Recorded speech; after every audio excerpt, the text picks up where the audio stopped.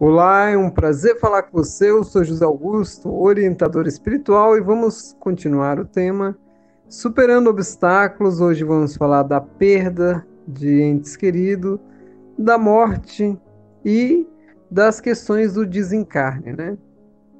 Bom, eu queria começar com um tema que é extremamente relevante sobre relacionamento afetivo e rupturas, né, por desencarne.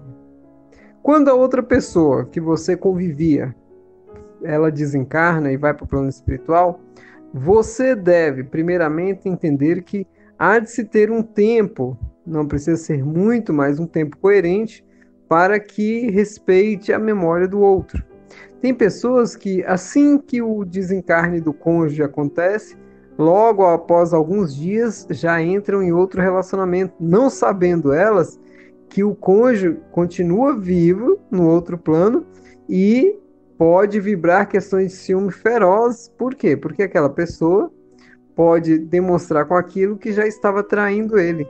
É a única visão que o ser humano, às vezes limitado, pode ter quando alguém rapidamente entra em outro relacionamento assim que o outro parte. Pense você da seguinte forma: imagine você que a vida é como se você desembarcasse, né, em uma cidade ou em um lugar e você tivesse um tempo X. Então aqui, ó, você vai ficar 70 anos nesse lugar. Então você desencarna ali sem nenhum bem material, sem nada, e ali você vai conquistando coisas. Trabalha e você vai convivendo até o dia em que você chega e na sua mala você leva o que é mais importante, são os aprendizados, as lições, as cenas memoráveis, e você vai com a sua mala cheia quando aquela pessoa construiu uma vida digna e honrada. Quando não, vai com a mala cheia de dívidas, né? E aí tem que resolver tudo, porque a lei do karma não descansa nem aqui nem lá. Nesse contexto, imagina você. Quando você parte daqui, você está, né, pegando a sua locomotiva novamente e seguindo em frente. Mas você consegue ter todas as cenas que estão acontecendo aqui. Porque essa questão da distância, ou seja, que a pessoa acha que a pessoa não tem a visão do outro, é muito falsa. O entrelaçamento quântico que liga as pessoas é muito forte. E o que transfere a informação do outro, senão esse laço de entrelaçamento? Os laços de entrelaçamento quântico são como cabos de fibra ótica, são como conectores, são como fios de telefone que transferem dados de internet. Imagine você que o seu parente lá está conectado a você. Tudo que você faz aqui é transmitido para ele, e tudo que ele faz lá é transmitido para você. Só que o seu aparelho aqui de decodificar as informações não é tão aprimorado como o dele. Então você não, às vezes você sente no parente, tem aquelas pessoas, por exemplo, a mulher perdeu o esposo partiu para o plano espiritual e de repente ela está lavando as vasilhas e sente como se o esposo estivesse ali. E ele realmente o está. Muitas vezes ele está pensando na esposa. E aquele pensamento é tão forte que o cabo, né, de conexão dos dois leva aquela informação e o cérebro da pessoa, né, o cérebro ele tem a capacidade de traduzir como se fosse a presença da pessoa ali. Isso acontece muito por quê? Porque é uma maneira que a mente tem de poder trazer uma informação de uma forma mais, né, concreta, porque pensa bem, como é que você vai colocar para uma pessoa que não tem muito conhecimento que o outro está pensando nela, se ela nem acredita que existe vida após a morte? Então, olha bem, muitas vezes eu sempre digo para as pessoas: tenha respeito pelo seu cônjuge que já partiu, porque vocês só se despediram de corpos, mas não o espírito. O espírito ainda está lá. Então eu recomendo que a pessoa faça assim, seja perdendo o esposo ou a esposa, né, que já partiu para o plano espiritual. Durante um tempo, pode ser um mês, pode ser 2 meses, pode ser um ano, o tempo que você achar melhor, o tempo que você achar coerente, seu coração é que diz. Você vai agradecer todos os dias por aquele ser que passou pela sua vida. Não importa se ele foi bom ou ruim, você vai agradecer. Você vai agradecer, agradecer, agradecer. Se você tiver situações que você precisa pedir perdão, peça perdão. Se você tiver que dar o perdão que a pessoa pediu e você não deu, dê o perdão. E aí você vai fechar com chave de ouro assim, ó, todo dia. Meu esposo querido, ou minha esposa querida, eu te agradeço por todos os momentos que tive ao seu lado e peço permissão para que no futuro ou quando acontecer eu tenha um novo relacionamento. O meu respeito por você me faz considerar o tanto que eu te peço permissão agora após o seu desencarne para que eu possa estabelecer uma nova relação afetiva aqui. Entenderam vocês? Imagine que o respeito é tão grande quando a gente faz isso que o outro lá, ele fica extremamente lisonjeado. Porque olha só, a pessoa ainda me respeita a tal ponto que ela pede permissão para mim para poder estabelecer um outro relacionamento. E vocês não imaginam o que isso acontece na sua vida, porque é só bênção.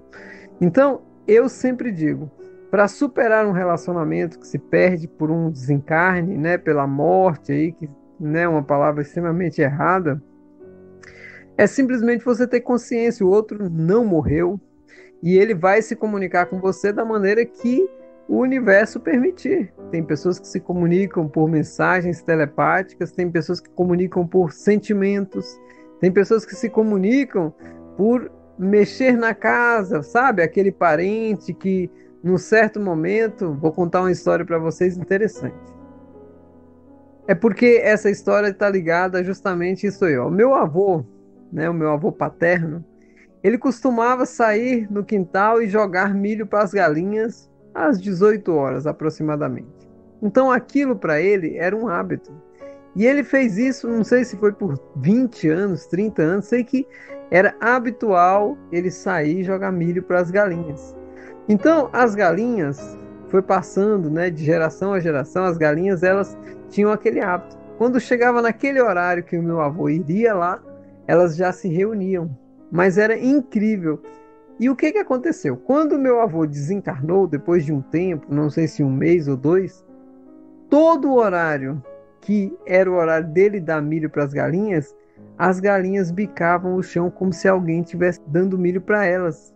E a gente sentia a presença do meu avô lá. É incrível, é incrível. Gente, ó, eu tenho experiências da minha infância que é memorável, memorável mesmo. Assim, na fazenda da minha avó, experiências que nós já passamos assim da presença do meu avô e eu só tenho a agradecer por tanta abertura espiritual que eu tive na idade tão tenra, né? Mas é muito bom, isso me enche de alegria. Para alguns seria um susto imenso, né? Porque a pessoa considera tudo como fantasma e para mim é uma alegria imensa poder, né, conviver com a espiritualidade de forma tão maravilhosa. Mas também eu quero contar para vocês um fato da minha infância. Acho que eu tinha de 6 para 7 anos. Não tinha 8 anos ainda. E a minha avó, o que que aconteceu? Ela mandou fazer uma cruz para o meu avô. Eu morei por um tempo com a minha avó paterna, né? E ela guardou aquela cruz no meu quarto, onde eu dormia lá na casa da minha avó, do lado da minha cama. Para vocês entenderem o que é a vida antes do despertar espiritual, eu morri de pavor. Por quê? Porque a cruz era do meu avô.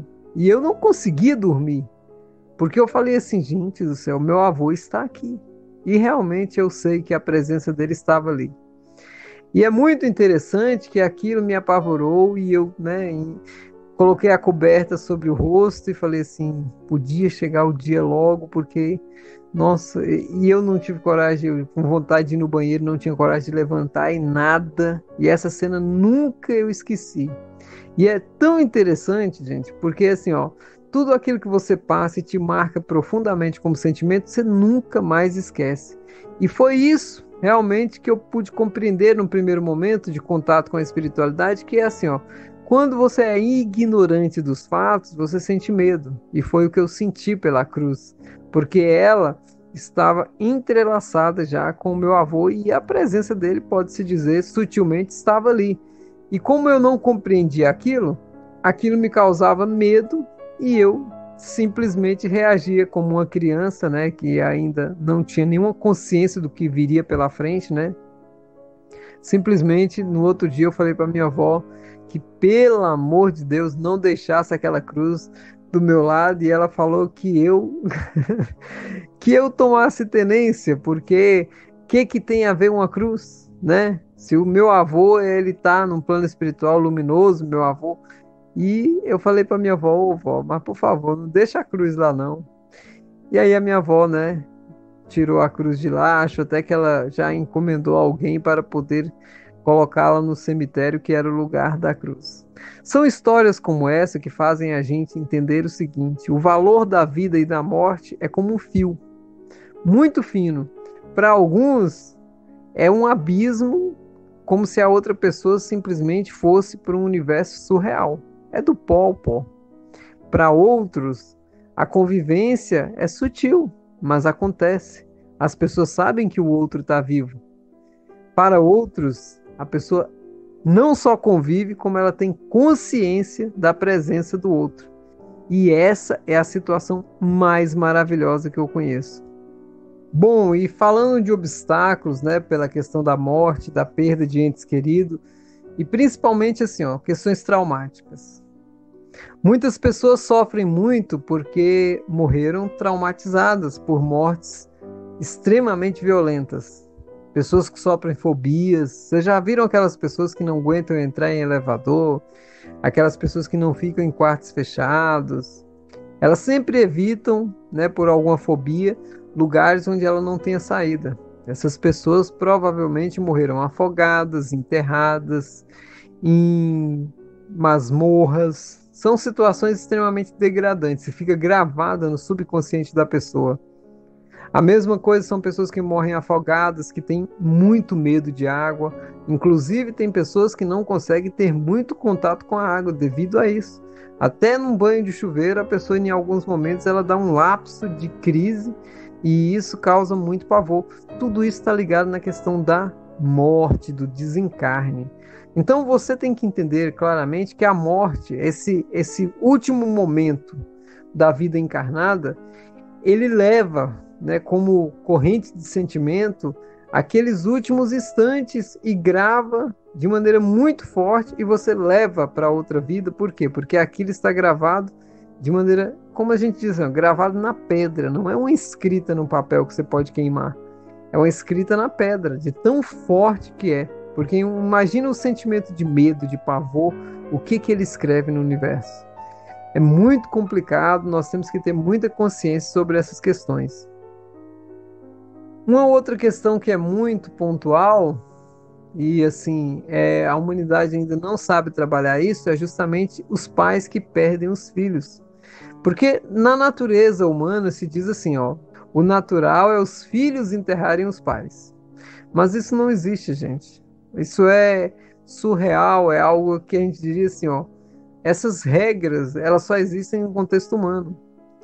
Ninguém é velho e ninguém é novo. Ninguém veio primeiro e ninguém veio depois. Nós estamos num universo ilusório e algumas pessoas vêm aqui com prazo de validade curto, outras com prazo de validade longo, outras com prazo de validade zerado. Vocês já viram aquelas pessoas que nascem mortas? Pois é. Qual é o karma que está rodando ali, né, naquela família dos pais que já nem têm a oportunidade de conviver com aquele filho? E aquelas pessoas que têm o filho e ele morre com 3, 4 meses, causando um grande sofrimento na família. Olha, são muitas questões que ligam a pessoa ao desencarne e muitas são de extremo sofrimento. Uma outra parte que é um obstáculo seríssimo para essa humanidade enfrentar é o suicídio.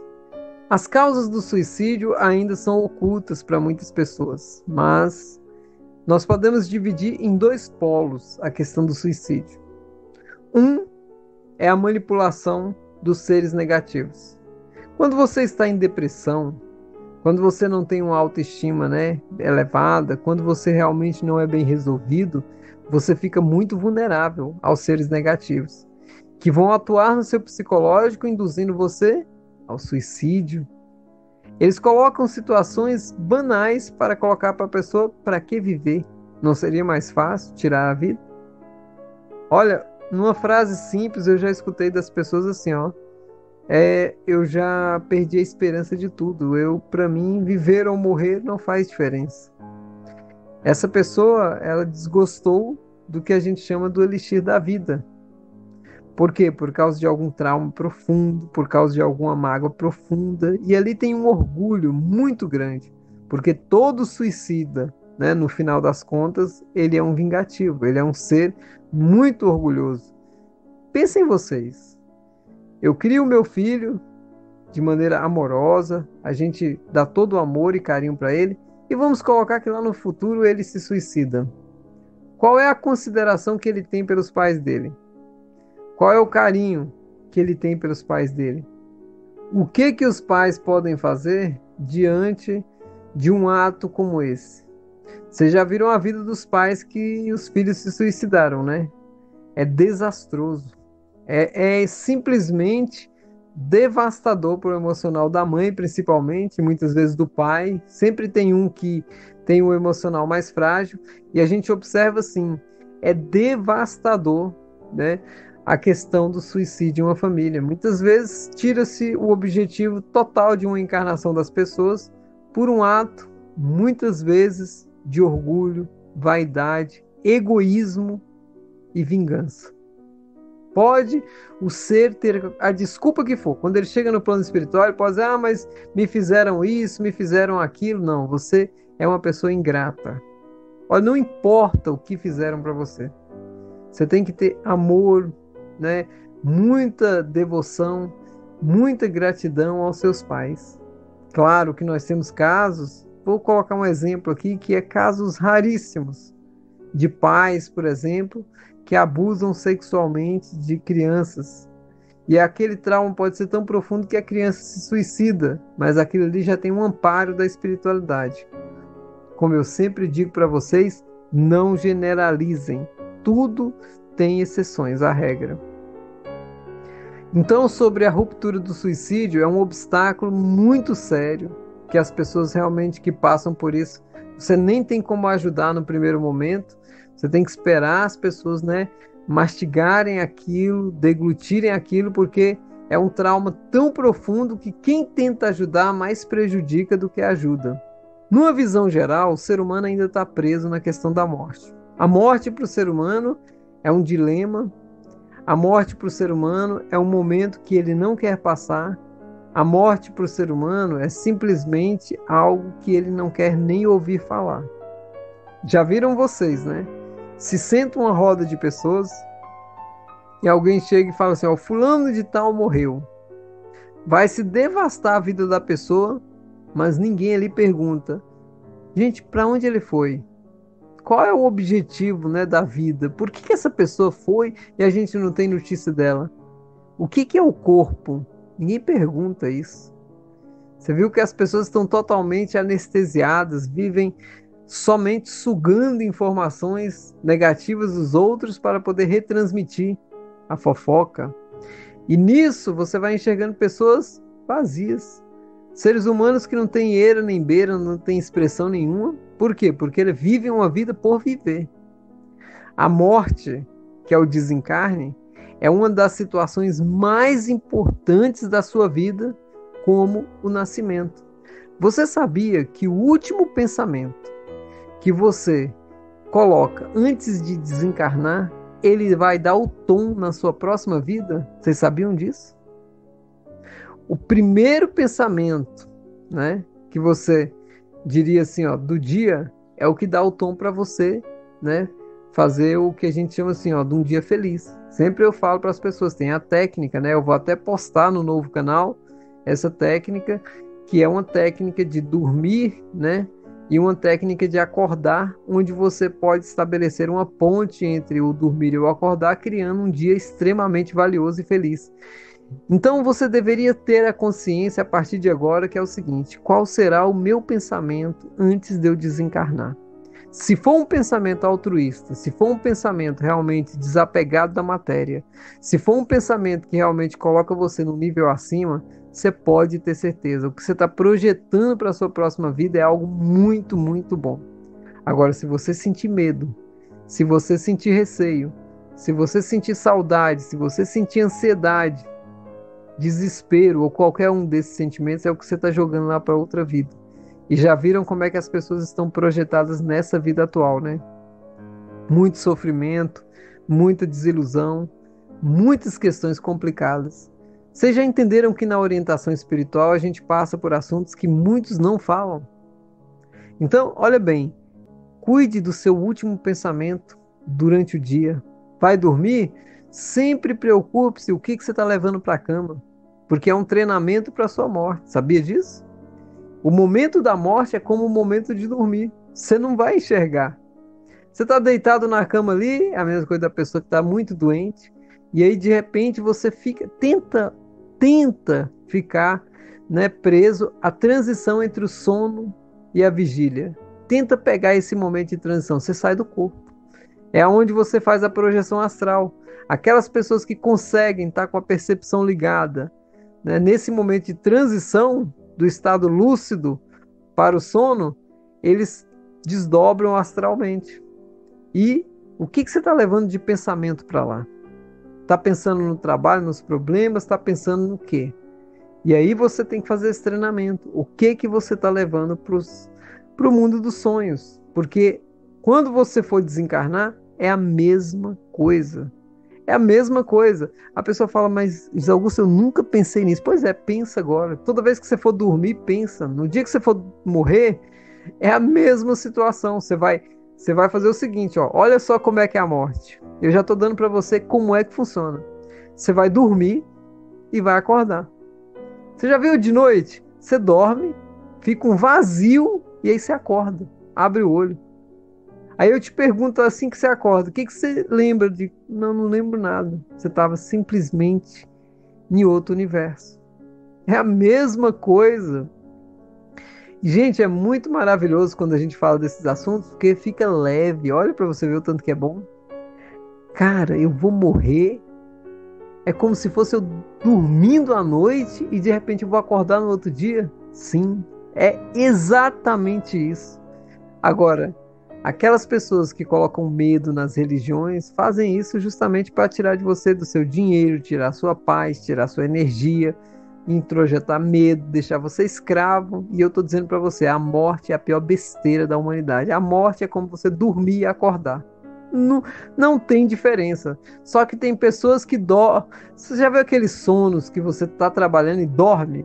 É aquela pessoa que acidenta, de repente ela se acidentou, saiu do corpo. Ela dormiu muito subitamente e acordou. Você já viu aquelas mortes que são assim extremamente tranquilas? A pessoa morre dormindo. Ó, observem vocês, ninguém morre dormindo. Na hora do desencarne, a pessoa desperta. E aí ela faz a passagem. E aí ela vai dormir e acordar no outro plano. É incrível, gente, é incrível. Eu gosto sempre de bater nessa tecla para tirar das pessoas essa besteira de medo da morte. Então, aquelas pessoas que já conversaram comigo, José Augusto, eu tenho medo da morte. Você tem medo de dormir? Você tem medo de acordar? Que besteira, né? Até uma criança sabe lidar com isso com bastante tranquilidade. Eu diria para vocês o seguinte, eu tenho que cumprir a minha tarefa espiritual aqui, mas eu não sou preso à matéria. Se amanhã chegasse e chancelassem para mim, José Augusto, ó, acabou o seu tempo aqui, vamos embora. Pode desligar o meu corpo, pois eu vou tranquilamente. Todo dia eu faço esse treinamento. Não me preocupo, não tenho medo e principalmente estou trabalhando a cada dia para que nas minhas próximas vidas eu ajude as pessoas cada vez mais. Vocês acham que eu sou orientador espiritual dessa vida? Esse trabalho meu de orientação espiritual, esse trabalho meu de assessoria à espiritualidade já vem, ó, há muitas vidas. E uma das coisas que eu fico mais feliz é justamente nunca ser colocado de lado, porque eu sempre estou trabalhando com afinco. Firme, forte, saudável, próspero e principalmente compenetrado. Não sou perfeito como um ser humano egóico aqui na Terra, mas como espírito, como ser espiritual que está aqui falando com vocês agora, eu sou extremamente perfeito e realizado, tá bom?